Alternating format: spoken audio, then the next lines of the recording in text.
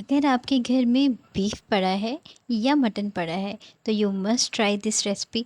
I believe सबको बहुत पसंद आएगी बिकॉज़ इसका टेस्ट और इसका टेक्सचर दोनों ही डिफरेंट है। तो आइए स्टार्ट करते हैं। इस कढ़ाई को बनाना कैसे है देख लेते हैं।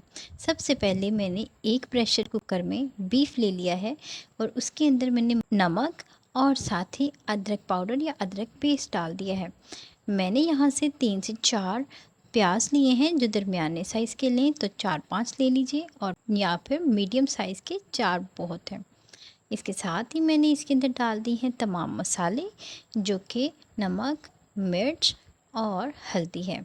इसके साथ ही मैंने यहाँ पर 10 से 15 जवे लहसुन के ऐड कर दिए हैं। एक छोटी सी छलनी ले लीजिए या फिर पोटली बना लीजिए। उसके अंदर आपने आधा चम्मच सौंफ, एक बड़ी इलायची, 2-3 दालचीनी के टुकड़े, 1-2 लौंग डालकर वो इसके अंदर ऐड कर दें। साथ ही आधा गिलास पानी डालें और 1 चम्मच जीरा डालकर इसको पकने के लिए रख दें। तकरीबन 5 मिनट आपने फुल फ्लेम और 10 मिनट आपने मीडियम फ्लेम पर इसको प्रेशर लगवाना है। इसके साथ ही हमने यहाँ पर चेक कर लेना है, अगर आपका बीफ बिल्कुल गल गया है तो you should try the next all parts.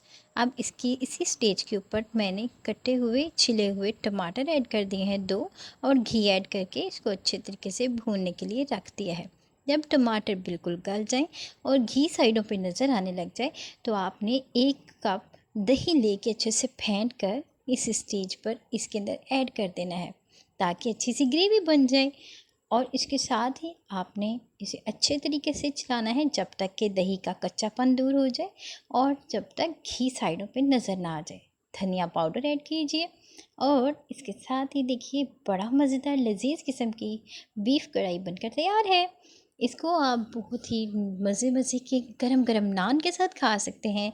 धनिया और हरी मिर्च को जुलियन कटिंग करके इसमें ऐड कीजिए, 4 चांद लग जाएंगे। आई बिलीव आपको रेसिपी पसंद आई है तो प्लीज़ लाइक इट। भूलिए वीडियो को लाइक करिए। इस छोटे से हाथ के लिए सब्सक्राइब तो बनता है। अल्लाह हाफिज़।